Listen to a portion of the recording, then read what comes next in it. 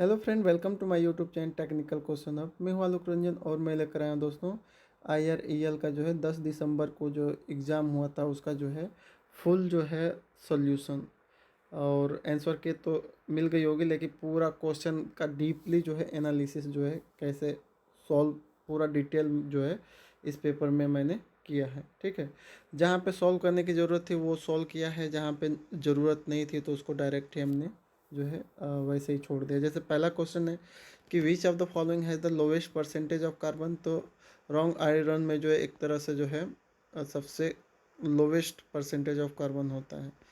दूसरा question, which metal among of following has the highest value of thermal conductivity, तो सबसे ज़्यादा silver में सबसे ज़्यादा जो है इसके कोबाल्ट, कॉपर, एल्युमिनियम के कंपेरिजन सिल्वर में सबसे ज़्यादा जो है थर्मल कंडक्टिविटी होती है। नेक्स्ट है, for welding of high carbon steel which flame is use, तो हाई कार्बन स्टील के लिए जो है उसको वेल्ड करना है तो आपको जो है रिड्यूसिंग टाइप की जो है फ्लेम यूज करना पड़ेगा। ठीक है, नेक्स्ट है, which among of the following largest unit of mass, तो मास की सबसे बड़ी यूनिट जो है किलोग्राम है। ठीक है, किलोग्राम, मिलीग्राम छोटी है, पाउंड उससे छोटी है, ग्राम छोटी है ना, सबसे बड़ी किलोग्राम है। ठीक है, रोटामीटर का यूज किस लिए किया जाता है, तो रोटामीटर का यूज जो है फ्लो रेट मेजर करने के लिए। फंक्शन ऑफ बॉयलर, बॉयलर का जो फंक्शन है वो क्या है, तो generate steam at a desire pressure पे जो है स्टीम का जनरेशन करना एक बॉयलर का काम है। ठीक है, लेंथ की एसआई यूनिट क्या है, तो मीटर है। प्रेशर जो है पी इजकल टू क्या होता है, तो पी इजकल टू F/A यानी फोर्स पर यूनिट एरिया होता है।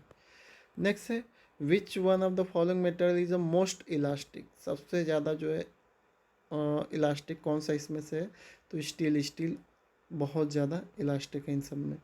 नेक्स्ट है, the tool which is use for laying out large circle is, तो लार्ज सर्कल को एक तरह से लेइंग आउट करने के लिए जो टूल यूज होता है वो क्या है, तो वो ट्रूमल है। नेक्स्ट है, the toughness is steel is increase and brittleness is decrease by heat treatment, the operation is called, यानी कि वो कौन सी ऑपरेशन है जिसकी वजह से जो है स्टील की जो है टफनेस बढ़ाई जाती है, ब्रिटलनेस को घटाई जाती है। ठीक है, तो उसे कहते हैं टेम्परिंग। और एनलिंग, एनलिंग की अगर बात करें तो एनलिंग एक जो है annealing is a heat treatment process that change the physical and sometime also the chemical property of material to increase ductility and reduce hardness।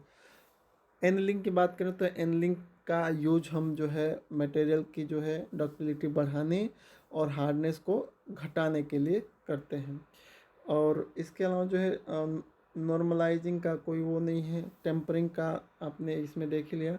Case hardening का मतलब ये होता है कि increase the materials strength and toughness, material के strength और toughness को increase करने का एक तरह से केस हार्डनिंग प्रोसेस है। ठीक है, नेक्स्ट है, in case of liquid and gas the heat transfer take place according, यानी कि जो मोड ऑफ हीट ट्रांसफ़र आपने पढ़ा है कंडक्शन, कन्वेक्शन, रेडिएशन, तो कह रहा है कि जो लिक्विड और गैस, जैसे सॉलिड है तो सॉलिड में कंडक्शन होता है और लिक्विड और गैस में कौन सा होता है, तो उसमें कन्वेक्शन होता है। ठीक है, internal energy of a perfect gas depend upon, यानी कि जो इंटरनल एनर्जी होती है वो परफेक्ट गैस की वो किस किस पे डिपेंड करती है, तो ये ओनली टेम्परेचर पे डिपेंड करती है। नेक्स्ट है, which of the following device can be use major vacuum pressure, vacuum pressure जो है मैनोमीटर, जितना भी मैनोमीटर यूज होते हैं वो सारे जो है वैक्यूम प्रेशर मेजर करते हैं। ठीक है, नेक्स्ट है, the efficiency of ideal diesel cycle is than Otto cycle, यानी कहने का मतलब है कि जो आइडियल साइकिल का जो एफिशिएंसी है वो ऑटो साइकिल के कंपेरिजन क्या है, तो क्या है दोस्तों, लोअर। ठीक है, एंट्रोपी, एंट्रोपी जो है, एंट्रोपी का कंसेप्ट कहाँ से निकल के आया, तो सेकंड लॉ ऑफ थर्मोडाइनमिक्स से निकल के आया। नेक्स्ट है, कह रहा है कि इसमें क्या कह रहा है दोस्तों कि इसमें थोड़ा सा क्वेश्चन हट गया है। इसमें एक तरह से कह रहा है कि कंडक्शन जो है, कंडक्शन में जो हीट ट्रांसफ़र होता है वो किस रूल से होता है, तो कंडक्शन में जो मोड ऑफ हीट ट्रांसफर का जो लॉ है वो एक तरह से फोरियर ने दिया है। कंडक्शन में जो ला दिया गया वो किसने दिया है, तो एक तरह से जो है उसके लिए फोरियर दिया है ना, क्यू इक्वल टू माइनस के ए डेल्टा टी अपन डी एक्स। तो ये जो है कंडक्शन में है, तो कंडक्शन के लिए ये ला जो है फोरियर्स ने दिया है। डीजल इंजन में कितने वाल्व होते हैं, तो डीजल इंजन में 3 वाल्व होते हैं। एक इन जो है जो आपका जो तेल है डीजल है वो कंटिन्यू इनलेट होता है, दूसरा जो है एग्जॉस्ट होता है, और एक इंजेक्टर यानी कि जब फ्यूल ख़त्म हो जाता है तो उसमें इंजेक्ट कराने के लिए जो है होता है। यानी कि 3 जो है डीजल इंजन में वाल्व होते हैं। जैसे आप पेट्रोल वाली गाड़ी कोई भी व्हीकल चलाते हो तो उसमें भी एक जो कंटिन्यू इन कराने वाला होता है, एक एग्जॉस्ट कराने वाला होता है, और एक जब तेल ख़त्म हो जाता है तो अलग से आप जो है उसमें इंजेक्ट कराते हो। ठीक है, तो ऐसे ही डीजल इंजन में 3 होता है।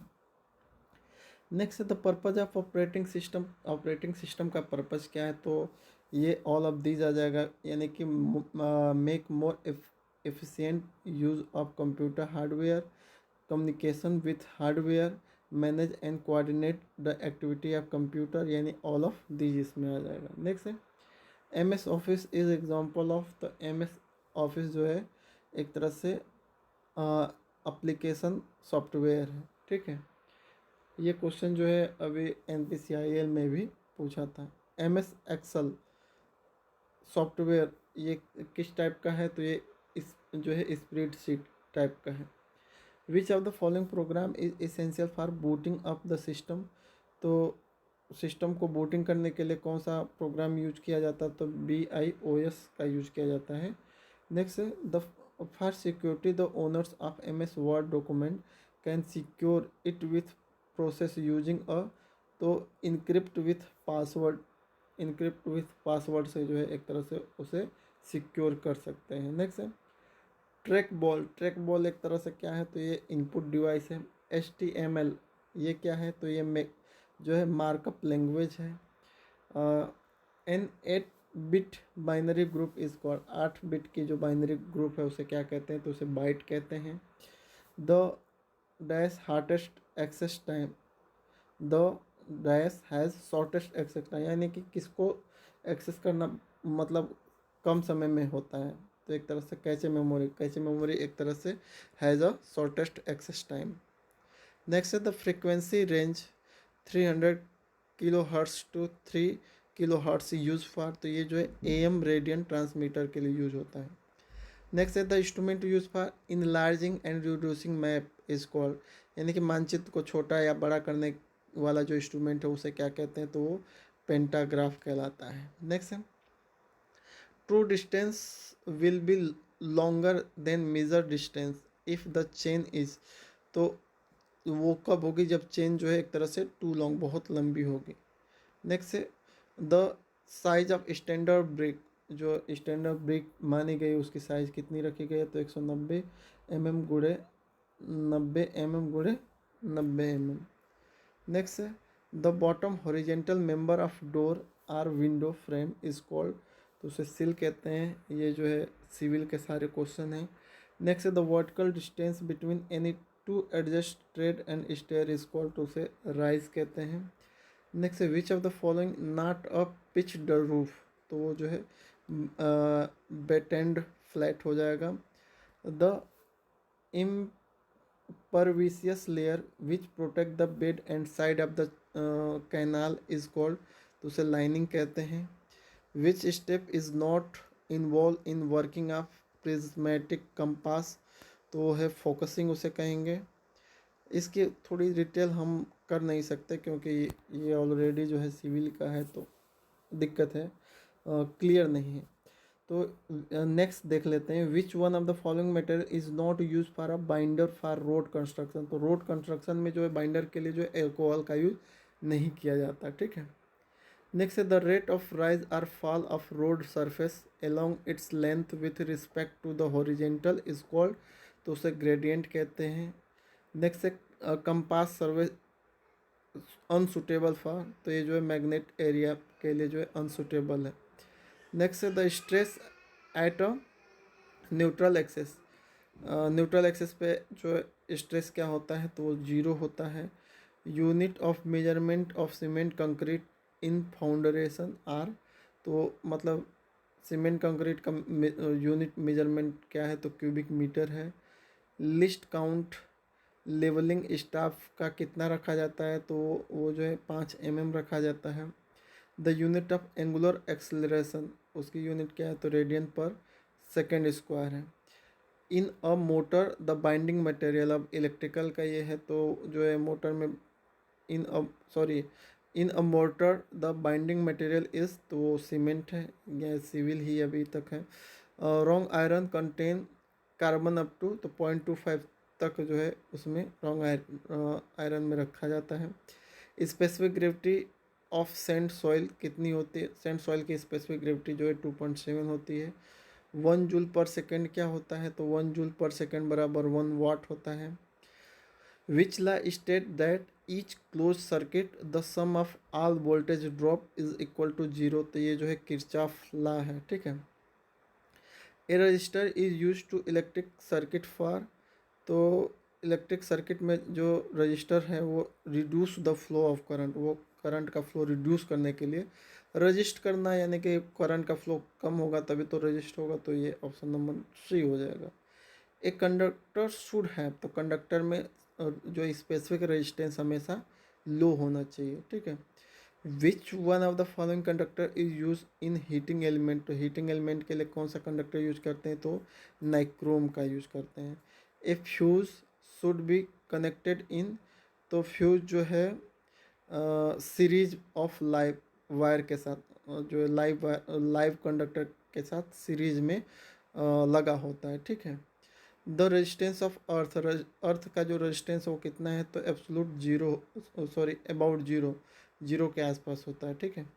In electroplating the positive electrode is called, तो उसे एनोड कहते हैं। एक कैपेसिटर कंसिस्ट ऑफ टू, तो कैपेसिटर में conductor separated by an insulator होते हैं, ठीक है।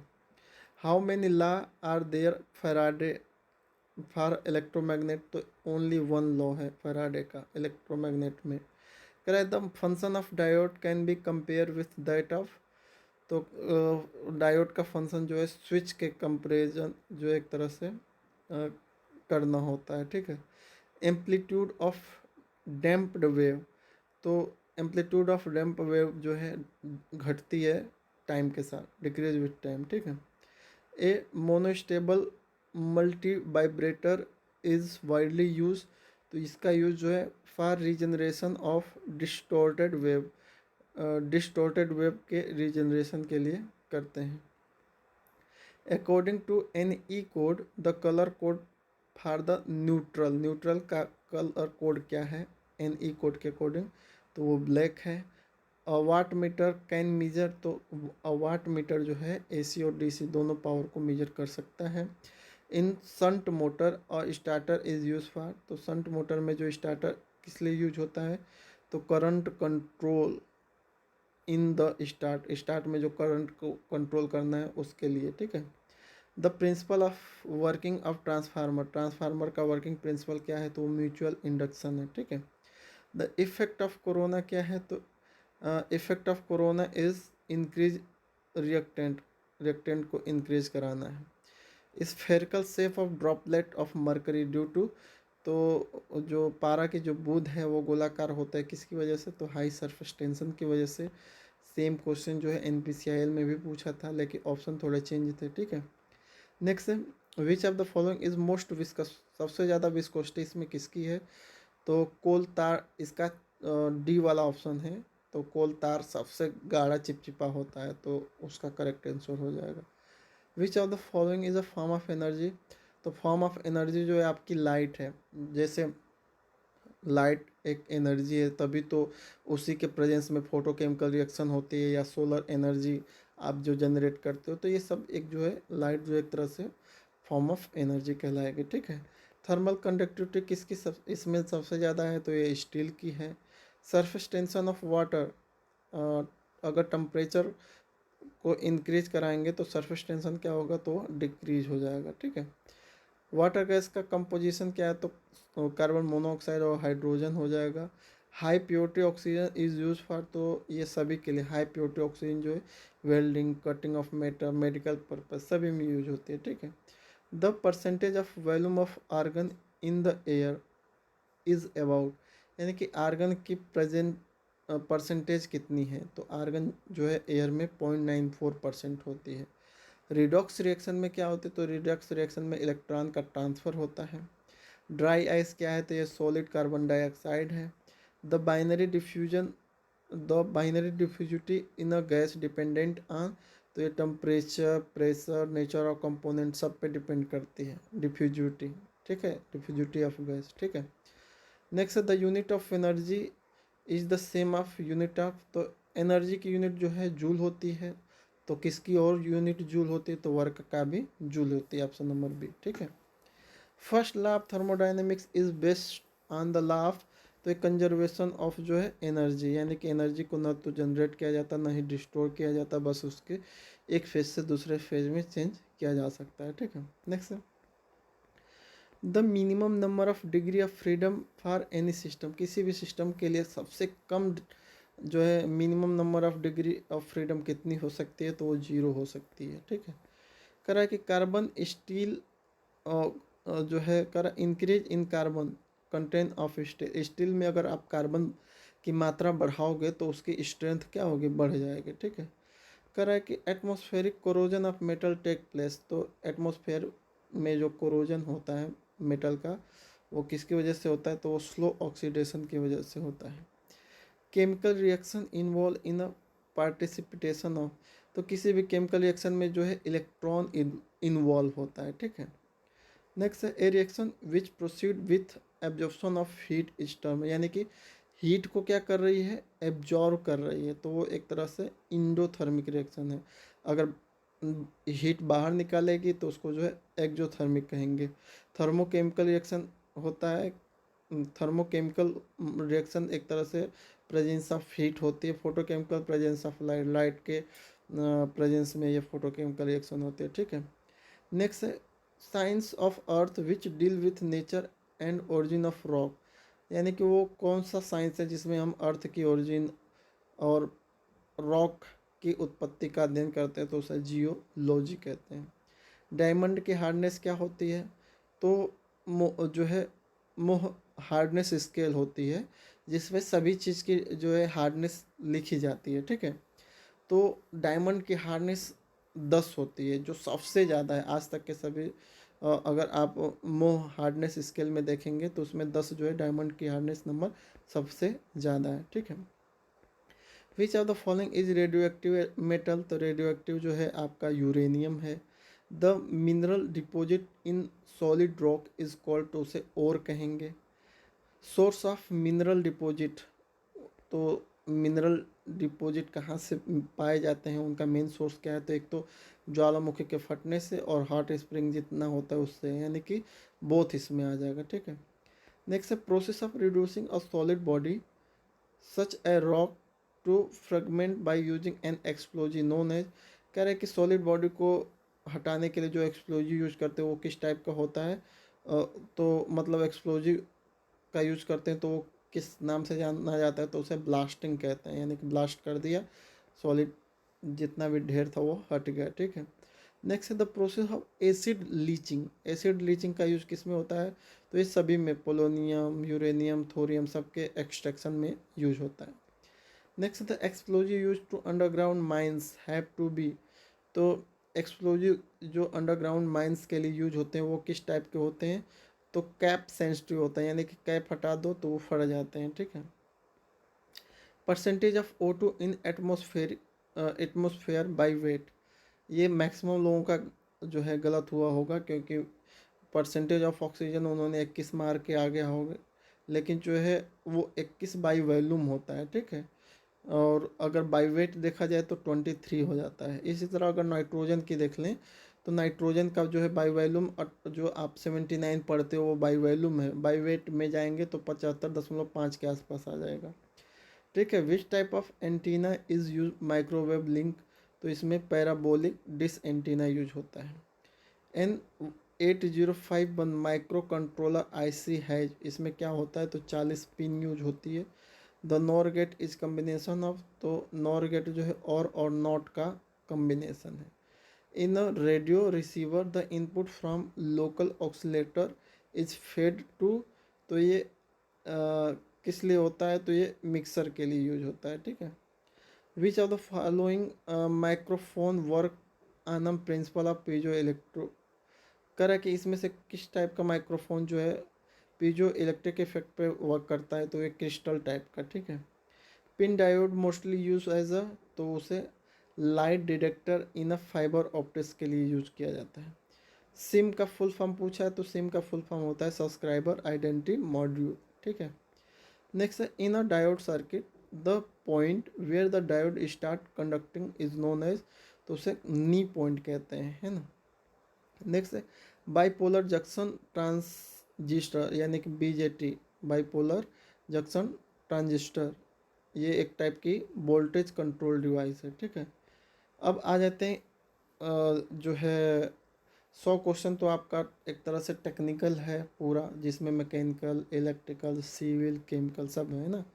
अब जो है 50 क्वेश्चन जो है इसके नॉन टेक है। नॉन टेक में पहले सबसे पहले जो है इंग्लिश ग्रामर का देख लेते हैं। इसमें करेक्ट स्पेल्ड वर्ड ढूंढना है कि किसकी स्पेलिंग करेक्ट है, तो वो अप्रेंटिस की स्पेलिंग APPRENTIC होता है, डी वाला, है ना। दूसरे की जो है करेक्ट स्पेल्ड वर्ड जो है जो है option number B ASSASINATION, assassination, यानी इसका मतलब होता है हत्या, तो ये करेक्ट स्पेलिंग है इसका, ठीक है।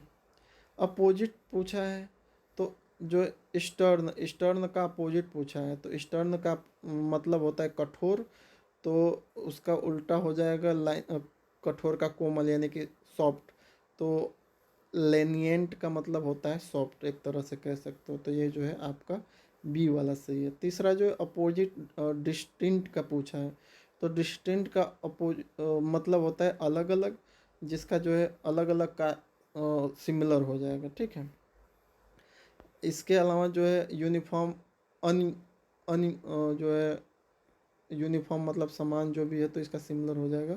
नेक्स्ट है आपका कि मोस्ट अप्रिशिएट, इसमें कौन सा ऐसा भरें हेल्पिंग वर्ब जो है एक तरह से आप की वर्ड एकदम करेक्ट सीक्वेंस में बने या सही मीनिंग निकले, है ना, ऐसा बोल रहा है। तो many people avoid driving in a traffic, traffic में ड्राइव करना एक तरह से अवॉइड करते हैं मैनी पीपल। नेक्स्ट है इसी तरह इसमें क्या आएगा, India has the vast country having variety of जो है जियोग्राफिकल, तो इसमें हैविंग आ जाएगा जो रखता है।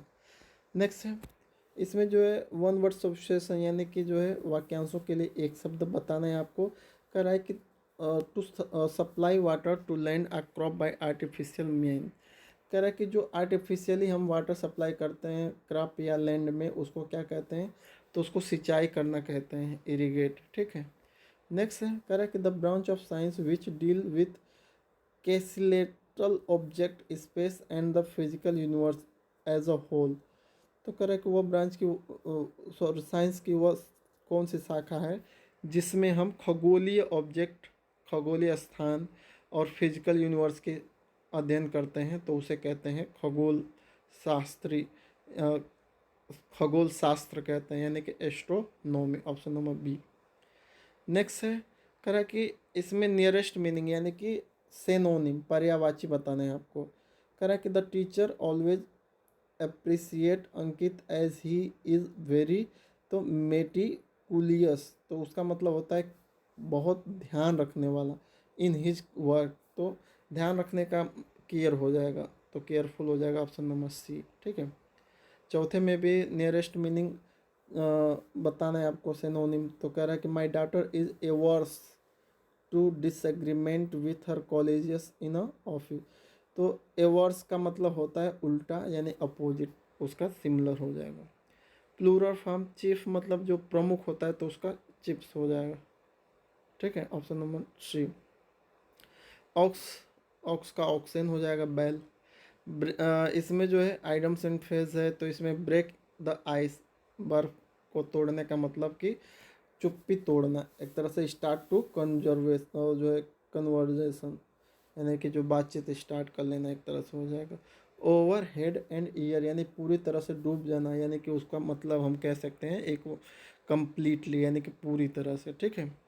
सोर which is the hottest planet in the solar system, solar system का हॉटेस्ट प्लेनेट कौन सा है, तो शुक्र है। नेक्स्ट है which among the following is the largest country total area wise, यानी एरिया वाइज जो है लार्जेस्ट कंट्री कौन सी है, तो रसिया है।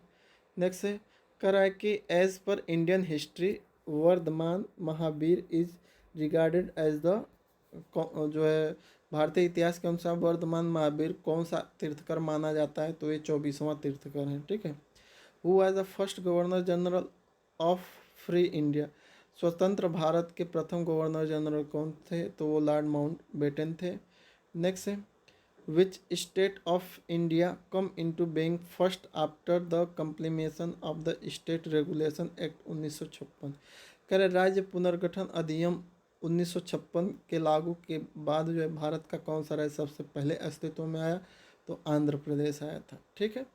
नेक्स्ट है recently government of India has approve the Karauli Sarmathura Dholpur sanctuary as a 54 tiger reserve of India under project tiger, कह रहा है कि हाल ही में भारत सरकार ने प्रोजेक्ट टाइगर के तहत करौली सरम सरमथुरा धौलपुर अभ्यारण्य को भारत के 54वें राष्ट्र जो है टाइगर रिजर्व के रूप में मंजूरी दी। वो कहाँ पे है, तो वो राजस्थान में है, ठीक है।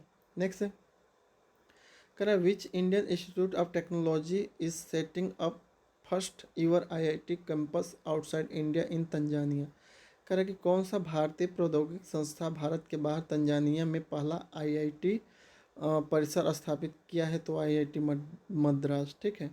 नेक्स्ट है which sports person has been appointed as a national icon for election commission of India in August 2023, अगस्त 2023 में किस खिलाड़ी को भारत के चुनाव आयोग ने राष्ट्रीय प्रतीक के रूप में नियुक्त किया है, तो वो है सचिन तेंदुलकर।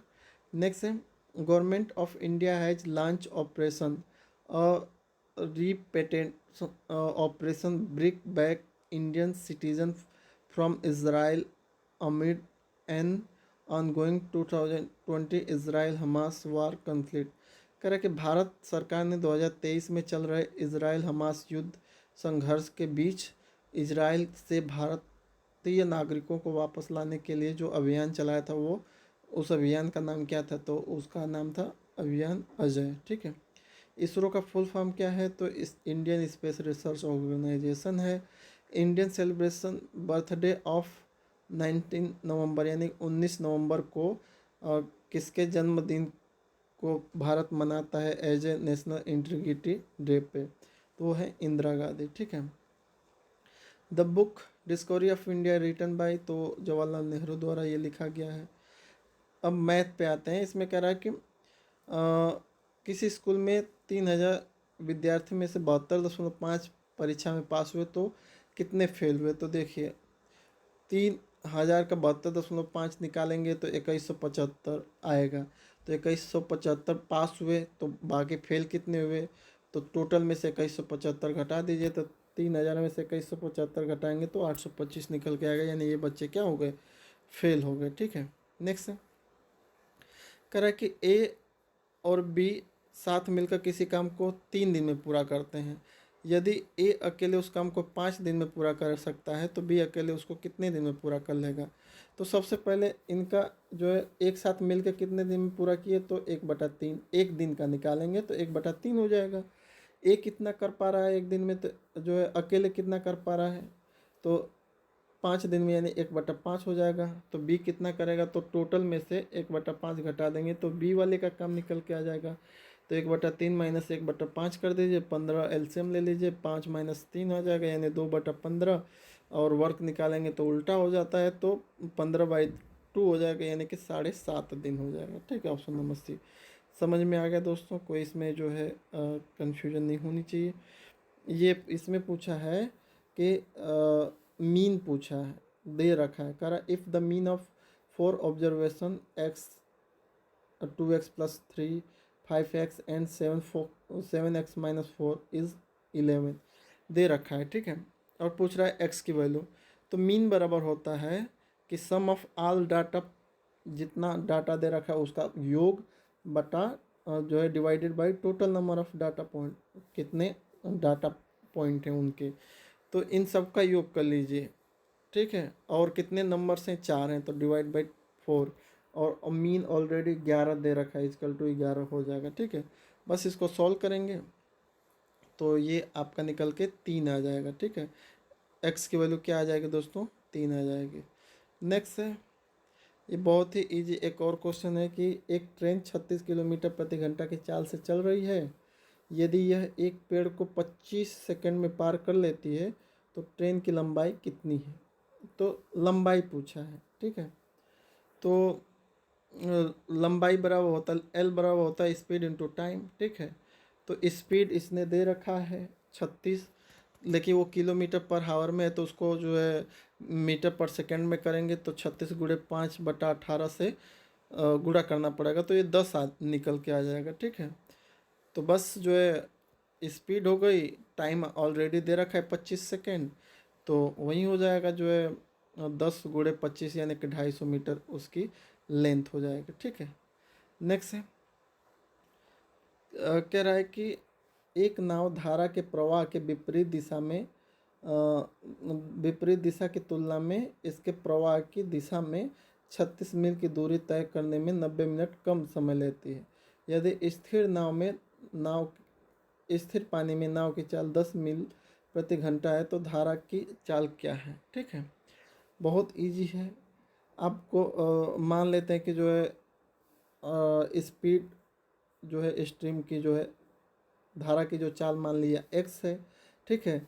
तो धारा की जब चाल हमने x मान लिया तो जब हम धारा के जो है साथ चलते हैं तो 10 प्लस एक्स कर लेंगे, उसके विपरीत चलेंगे तो 10 माइनस एक्स कर लेंगे। बस इसी को हम फार्मूले पे रख लेंगे, यानी 36 अपान जो है 10 minus x minus 36 upon 10 plus x equal to जो टाइम दिया है उसको हम घंटे में कन्वर्ट करेंगे तो 60 से वो डिवाइड कर देंगे। इसको सॉल्व करेंगे तो हमारा x square plus 48x minus 100 हो जाएगा। इसको एलसीएम लेके सॉल्व करेंगे तो ये इक्वेशन बनेगा। इस इक्वेशन को सॉल्व करेंगे तो एक ब्रैकेट में x प्लस 50, दूसरे ब्रैकेट में जो है x माइनस 2 आएगा तो x बराबर 2 आ जाएगा, ठीक है। बहुत कॉम्प्लिकेटेड नहीं है लेकिन कैलकुलेशन बहुत ज़्यादा है इसमें, ठीक है। ऐसे इसको सॉल्व कर लेंगे। ये 132 में बहुत ईजी है। इसमें क्या करना है, बस आपको तिर्यक गुणा कर देना है। तिर्यक गुणा करके जो है under root A under root B का जब हम गुणा करते हैं तो उसे हम लिख सकते हैं जो है अंडर रूट ए बी। तो वैसे ही इनका गुणा करेंगे तो आपस में तो 20,736 हो जाएगा। और फिर ये किसका वर्ग है तो 144 का वर्ग है। और फिर ए बराबर निकालेंगे तो इस पर अंडर रूट आ जाएगा तो ए बराबर 12 हो जाएगा, तो इसको 12 करेक्ट इसका आंसर आ जाएगा, ठीक है। एलसीएम कह रहा है कि एलसीएम ऑफ 12, 24, 36 और 48 कितने टाइम होते हैं उसके एचसीएफ के। तो इनके पहले एलसीएम निकाल लेंगे, तो एलसीएम निकालेंगे तो 144 आएगा। फिर एचसीएफ निकालेंगे तो एचसीएफ निकालेंगे तो 12 आएगा, ठीक है। तो 12 जो है 144 का कितना गुना है तो 12 गुना है, ठीक है। तो ऑप्शन नंबर डी सही है। नेक्स्ट है, कह रहा है कि जो रुचि है, रुचि ने 12% वार्षिक ब्याज की दर पर 3 वर्ष के लिए एक बैंक से ऋण लिया। यदि इस अवधि के लिए वह ब्याज के तौर पर 5400 रुपये चुकाती है तो उसने कितने धनराशि की ऋण ली, है ना। तो कुल मिला के इसमें जो है अमाउंट ए की वैल्यू पूछ रहा, सॉरी हाँ प्रिंसिपल अमाउंट की वैल्यू पूछ दे रखा है, ठीक है। तो इसको सॉल्व कैसे करेंगे दोस्तों, देखिए सिंपल इंटरेस्ट बराबर होता है PRT अपन 100, ठीक है। SI उसने दे रखा है कि कितना दे दिया जो है 5400 दे रखा है, तो SI की वैल्यू दे रखा है 5400 इक्वल टू PRT अपन 100 है। तो इसमें P की वैल्यू पूछ रहा है, R की वैल्यू 12%, T की वैल्यू 3 वर्ष दे रखा है। तो यहाँ पे जो है P की वैल्यू जब निकालेंगे तो 15,000 निकल के आ जाएगी। देखिए मैंने जो है एक क्वेश्चन एक देख लीजिए कैसे मैंने सॉल्व किया है, ठीक है। आ जाएगा वैसे ही। नेक्स्ट है, कह रहा है कि किसी आयत का परिमाप 54 सेंटीमीटर है, यदि उस आयत की लंबाई और चौड़ाई का अनुपात 5:4 है तो आयत का क्षेत्रफल क्या होगा।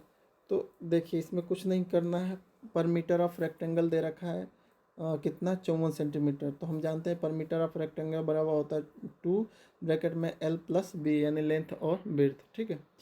तो मान लिया कि लेंथ जो है 5x है और ब्रेड्थ जो है 4x है, तो अब क्या हो जाएगा, तो 54 बराबर 2 और ब्रैकेट में 5x + 4x हो जाएगा, एज ए फार्मूला पे रखना है तो।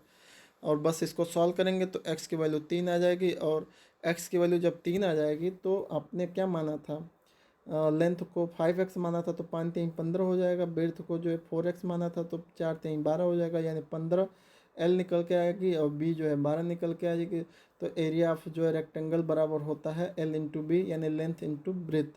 तो 15 × 12 यानी कि 180 निकल के आ जाएगा इसका सही आंसर, ठीक है। नेक्स्ट है, कह रहा है कि a sum of money lent on a simple interest amount 975 in a 3 year and 1125 in a 5 year, the sum of money.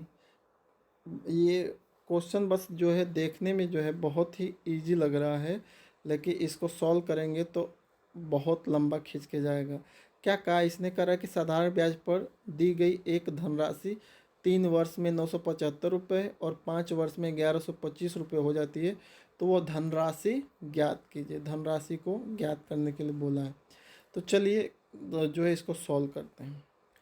तो ए बराबर होता है अमाउंट बराबर P + SI यानी कि जो प्रिंसिपल अमाउंट है और SI यानी कि जो है सिंपल इंटरेस्ट, ठीक है। तो जब 3 साल के लिए निकलेगा तो 3 साल पे हम देखते हैं, प्रश्नानुसार पहले 3 साल पे देखेंगे। तो ए कितना है 975 दे रखा है, टी कितना दे रखा है 3 ईयर दे रखा है, ठीक है। तो ए बराबर क्या हो जाएगा P + SI, ठीक है। तो P को हमें ज्ञात करना है, तो हम क्या करेंगे 975 ए दे रखा है, ठीक है। तो 975 बराबर P + PRT अपन 100 कर देंगे, जिसमें से टी की वैल्यू दे रखा है 3 ईयर। तो 975 बराबर P + PR × 3 अपन 100 हो जाएगा, ठीक है। अब इसको सॉल्व कर लेते हैं। तो 100 P + PR × 3 अपन 100, इसमें 100 एलसीएम हो जाएगा। तो 100 जब एलसीएम हो जाएगा नॉर्मली तो 100 P + 300 PR अपन 100 हो जाएगा। अब जो है 100 को 3 गुणा कर दीजिए, तो ये 100 उधर चल जाएगा, 975 × 100 बराबर 100 P + 300 PR हो जाएगा, ठीक है। अब क्या हो जाएगा, ये 100 से जब मल्टीप्लाई हो जाएगा तो 97500 हो जाएगा और इसकी वैल्यू वहीं रहेगी। तो इसमें हम क्या करेंगे, इसमें जो है PR हमें अलग रखना है, ठीक है। तो हम क्या करेंगे कि 100P को जो है उधर भेजेंगे, तो ये हो जाएगा 97500 माइनस 100P, ठीक है, इक्वल टू 300 PR, ठीक है। अगर PR बराबर निकालना है तो क्या हो जाएगा, तो 97500 माइनस 100P और यहाँ पे 300 जो गुणा में था वो डिवाइड में आ जाएगा, या अपन 300 हो जाएगा इक्वल टू किसके PR के। ये इसे मान लेंगे इक्वेशन 1। बहुत ईजी था, हमने क्या किया, बस इस फार्मूले में रखते गए PR की वैल्यू निकाल ली, इतना आया, इसे इक्वेशन नंबर 1 मान लिया। अब जो है दूसरा 5 साल के लिए जो दिया है, अमाउंट दे रखा है 1125, ठीक है, और टाइम दे रखा है 5 साल, ठीक है। तो फिर same to same A = P + SI 1125 = P + PR 5 अपन 100 करेंगे। फिर इसमें एलसीएम 100 लेके इसको सॉल्व करेंगे, तो ये जो निकल के आएगा 1125 = 100P + PR 500 अपन 100, ठीक है। अब 100 फिर उधर मल्टीपल में डाल दीजिए, तो 11 25 00 हो जाएगा और 100P + PR 5 हो जाएगा 500। फिर जो है इधर 100 को ले आइए, तो 11 25 00 माइनस 100P = PR 500, ठीक है। अब फिर इसमें PR की वैल्यू निकालेंगे तो 11 2500 माइनस 100P अपन जो इधर गुणा में PR 500 था वो डिवाइड हो जाएगा, 500 = PR हो जाएगा। इसे इक्वेशन नंबर 2 मान लीजिए। अब जो है हमें 2 इक्वेशन मिला, एक इक्वेशन मिला 97500 माइनस 100P अपन 300 = PR। दूसरा इक्वेशन मिला 11 25 00 minus 100P upon 500 equal to P R, ठीक है। अब क्या करें कि the value of P R from equation number एक से जो पी आर की जो वैल्यू है उसे इक्वेशन नंबर 2 में रख दीजिए, ठीक है। तो जब इक्वेशन नंबर 2 में रखेंगे तो 112500 minus 100p upon 500 equal to P R था, तो पी आर की जगह जो इक्वेशन नंबर 1 से जो निकला वो वैल्यू यहाँ पे पुट कर दीजिए, इसको सॉल्व कीजिए, तो तेरे गुणा कीजिए और उसको जो पी आर पी को पी के पास ले जाइए और बाकी जो वैल्यू को वैल्यू के साथ ले जाइए, इधर उधर बस किया हूँ मैंने, देखिए यहाँ से काटापीटी करके सॉल्व करेंगे तो जो है पी की वैल्यू जो है 750 आ जाएगी। तो इसमें देखिए 750 आंसर भी है। इसमें बस वही है दोस्तों कि टफ नहीं है लेकिन कैलकुलेशन ज़्यादा है, बहुत टाइम टेकन क्वेश्चन था, ठीक है। नेक्स्ट क्वेश्चन है, इसमें कह रहा है कि एक कला मंच में 6 महिला कलाकार हैं, जिसमें 4 गायिका, 2 नर्तकी, 1 अभिनेत्री, 3 वायलिन वादक और जो है जिसमें जो है वायलिन वादक में गौरी और वंदना शामिल है, जबकि जया और शैलजा वायलिन बजाना नहीं जानती। शैलजा और तान्या नर्तकी हैं, जया, शैलजा, वंदना और तान्या सभी गायिका हैं और इसमें 2 वायलिन वादिकाएँ भी हैं, पूजा एक अभिनेत्री है। तो ये सारे क्वेश्चन मतलब इसको अच्छे से पढ़ना है।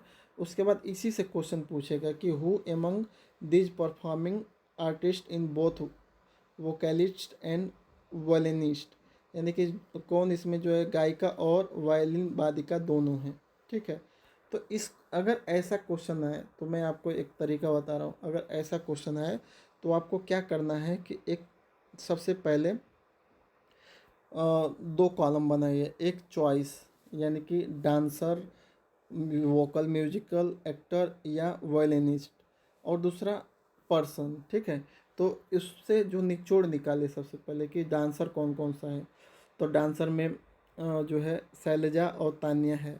वोकल म्यूजिशियन कौन है, तो जया, वंदना, तान्या और शैलजा है। एक्टर कौन है, तो ओनली पूजा है। और वायलिनिस्ट कौन सी है, तो गौरी है, वंदना है और तान्या है।